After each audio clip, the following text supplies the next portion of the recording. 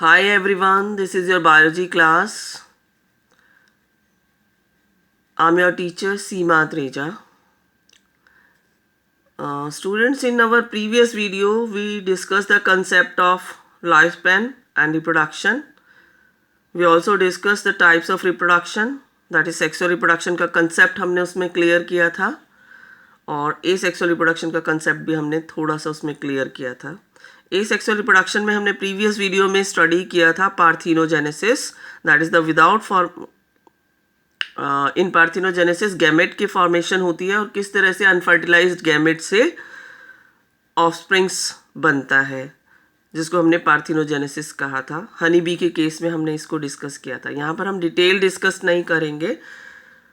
Asexual reproduction का concept जिसमें gamete की फॉर्मेशन नहीं होती है, वो सब मेथड्स आज हम यहाँ पर डिस्कस करने वाले हैं.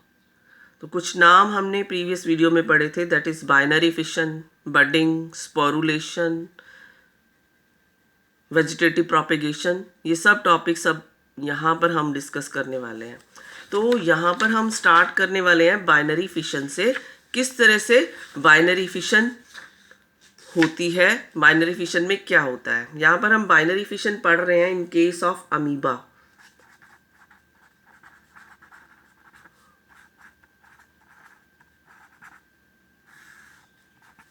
एग्जाम्पल हम यहाँ पर लेंगे अमीबा का. क्या होता है अमीबा के केस में. फेवरेबल कंडीशन में बाइनरी फिशन होगा. अमीबा के केस में क्या होता है, एक डायग्राम के थ्रू हम यहाँ पर इसको एक्सप्लेन करते हैं. This is the irregular body of amoeba. In the centre nucleus is there surrounded by the cytoplasm. First what will happen, karyokinesis started. What do you mean by karyokinesis? That is division of nucleus started. Nucleus starts elongating and dividing into two nucleus. This is known as karyokinesis. After karyokinesis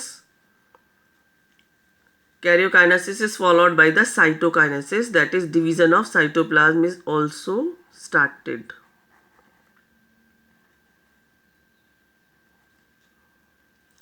And finally, parental body is divided into two daughter organisms.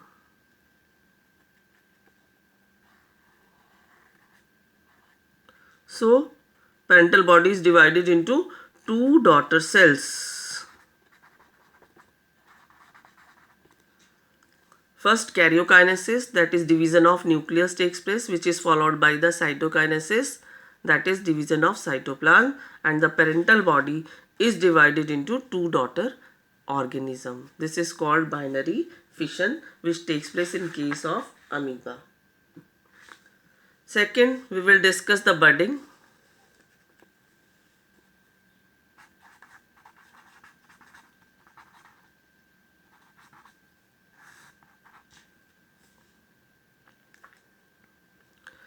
Budding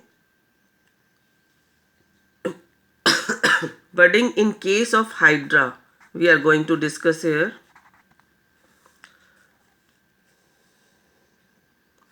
hydra का diagram यहाँ पर मैं draw कर रही हूँ.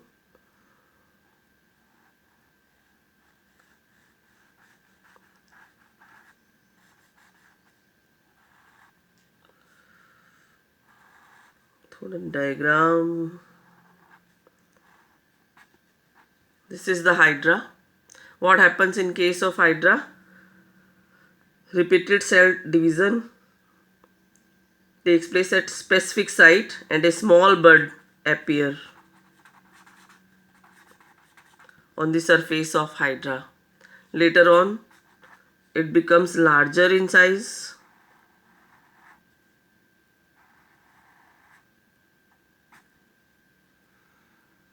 and a mini hydra is developed. Later on, more growth takes place as it grows in size, detached from the parental body and behaves like a adult organism. So in this case, Bodies develops at the outer surface of the body in case of Hydra. Similarly, in case of yeast is a single-celled fungus.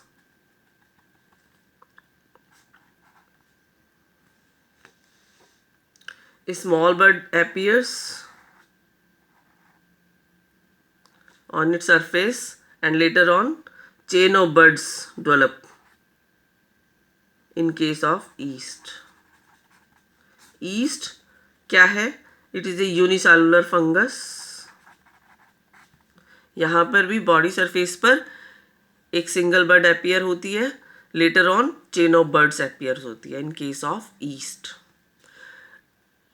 These are the example of external budding.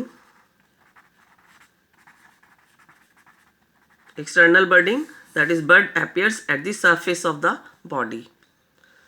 What happens in case of sponges? Internal budding takes place.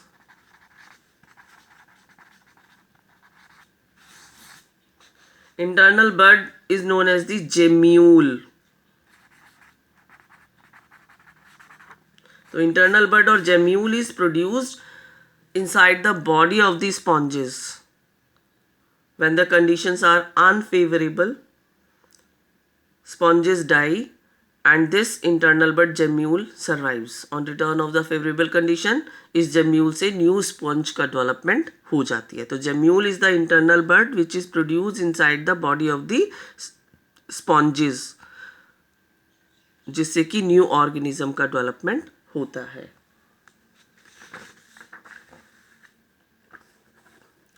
Next method we are going to discuss the sporulation.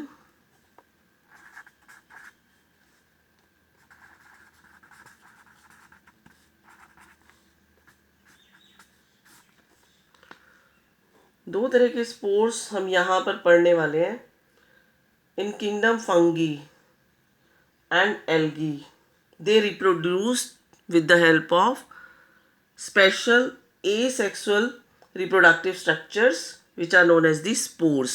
So first spores we are going to discuss here, that is zoospores. What are zoospores? They are flagellated motile structure which are produced in zoosporangium. एक diagram इससे related NCERT में बना हुआ है, वही diagram हम यहाँ पर बनाते हैं. तो दिस इज द जूस्पोरेंजियम. जूस्पोरेंजियम में जूस्पोर बनने के बाद ये फट जाती है और जूस्पोर्स रिलीज हो जाते हैं. तो बाइफ्लैजिलेटेड जूस्पोर्स जो हैं एनसीईआरटी में बनाए हुए हैं, they are produced inside the zoosporangium. और मैचुरेशन ऑफ जूस्पोरेंजियम, जब जूस्पोर्स का डेवलपमेंट कंप्लीट हो जाता है तो जूस्पोरेंजियम फट जाती है और जूस्पोर्स रिलीज हो जाते हैं. तो zoospores are the flagellated motile structure. Second type of spores जो एनसीईआरटी में डिस्क्राइब किए हैं, that is conidia.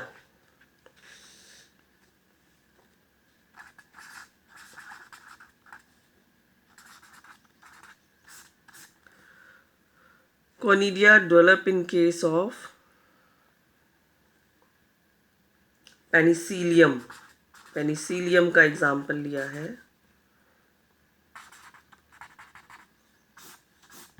It is also a fungus.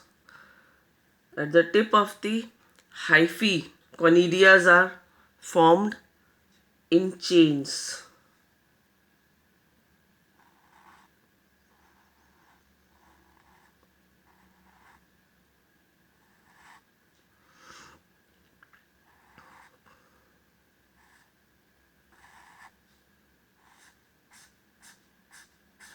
So this is the penicillium,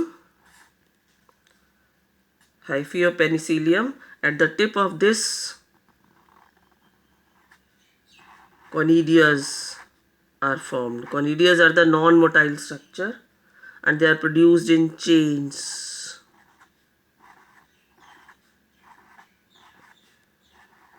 तो इस तरह से पेनिलिया में कॉनिडिया का पेनिसिलियम में कॉनिडिया का फॉर्मेशन होता है. Conidia is a non motile spores which help in development of the new organism.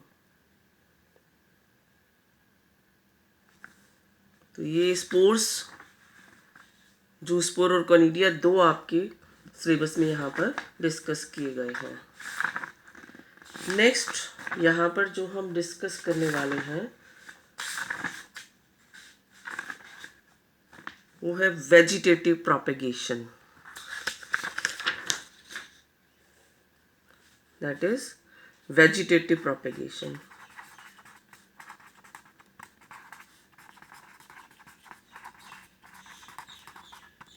क्या होता है वेजिटेटिव प्रोपेगेशन में? Vegetative propagation is also a type of asexual reproduction. Why it is known as asexual reproduction? Only one parent is involved in propagation. That is why vegetative propagation is also known as asexual reproduction. क्या होता है vegetative propagation में? Plant की vegetative parts के through new plants की formation हो जाती है. प्लांट की वेजिटेटिव पार्ट्स क्या हैं? रूट्स है, स्टेम्स हैं, लीव्स है. तो ये वेजिटेटिव पार्ट्स क्या कहलाते हैं? वेजिटेटिव प्रोपेग्यूल्स कहलाते हैं. इनको हम क्या बोलते हैं? Vegetative propagules. Vegetative propagules. For example stem, leaf और may be root. They are the vegetative propagules of the plants. When they participate in reproduction, then it is known as vegetative propagation. For example, in case of bryophyllum,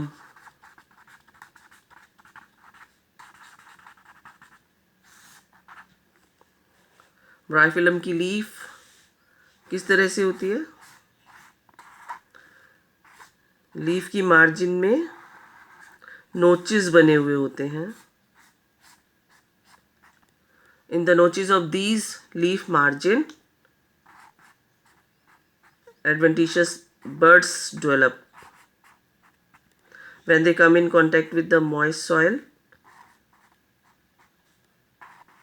they develop new plants. So these are the adventitious buds develop in notches of the leaf margin in case of bryophyllum. So leaf participate in the formation of the new plant. This is known as vegetative propagation in case of Bryophyllum. इसी तरह से कुछ stem modification हम यहाँ पर पढ़ेंगे. Stem का structure सबको पता है. स्टेम्स में क्या प्रेजेंट होते हैं? Nodes and inter nodes present होते हैं. तो नोड्स और इंटर नोड्स प्रेजेंट होते हैं. नोड्स से क्या होता है? नोड से रूट्स का डेवलपमेंट होता है और नोड से एरियल ब्रांचेस ग्रो कर जाते हैं.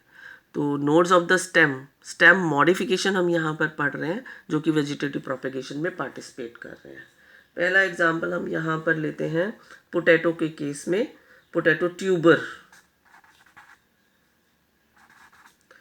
It is a stem modification in case of potato. Potato सबने देखा है. पोटैटो इज़ ए स्टेम जिसमें फूड की स्टोरेज हो जाती है. तो पोटैटो पर जो आइज़ बनी हुई होती हैं वो आइज़ क्या है?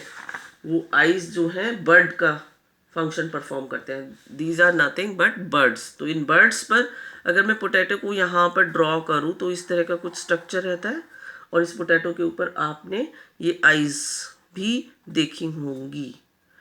तो ये आइज़ क्या है? These are the birds. तो इन बर्ड्स से जो है न्यू प्लांट्स का डेवलपमेंट होता है. तो potato is the stem modification. कौन सी स्टेम मॉडिफिकेशन है? ट्यूबर, जो कि न्यू प्लांट्स की फॉर्मेशन में पार्टिसिपेट करती है. बर्ड से न्यू प्लांट्स का डेवलपमेंट होता है. दैट इज रूट्स बनती है और एरियल ब्रांचेस भी फॉर्मेशन होती चली जाती है. इसके अलावा बनाना एंड जिंजर. नेक्स्ट एग्जांपल हम यहाँ पर ले रहे हैं बनाना और जिंजर का. बनाना और जिंजर के केस में rhizome type of modification is there. Rhizomes. This is also stem modification in case of banana and ginger.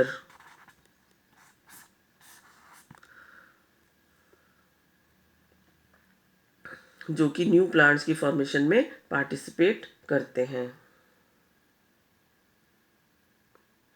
तो यहाँ पर हमने 3 मॉडिफिकेशन पढ़ी है वेजिटेटिव प्रोपेगेशन में। लीफ के थ्रू वेजिटेटिव प्रोपेगेशन होता है ब्रायोफिल्लम के केस में, और स्टेम मॉडिफिकेशन पोटैटो के केस में, ट्यूबर और बनाना और जिंजर के केस में स्टेम मॉडिफाई होकर राइजोम्स में कन्वर्ट हो जाता है। तो इन सभी केसेस में क्या होता है, नोड्स पर एडवेंटिशियस बर्ड्स बनती हैं जो रूट्स और एरियल ब्रांचेस की फॉर्मेशन करके न्यू प्लांट्स की फॉर्मेशन में पार्टिसिपेट करती हैं। तो these all are the method of vegetative propagation in which vegetative propagules like stem, leaf participate करके न्यू प्लांट की फॉर्मेशन में पार्टिसिपेट करते, तो हम इसको वेजिटेटिव प्रोपेगेशन कहते हैं।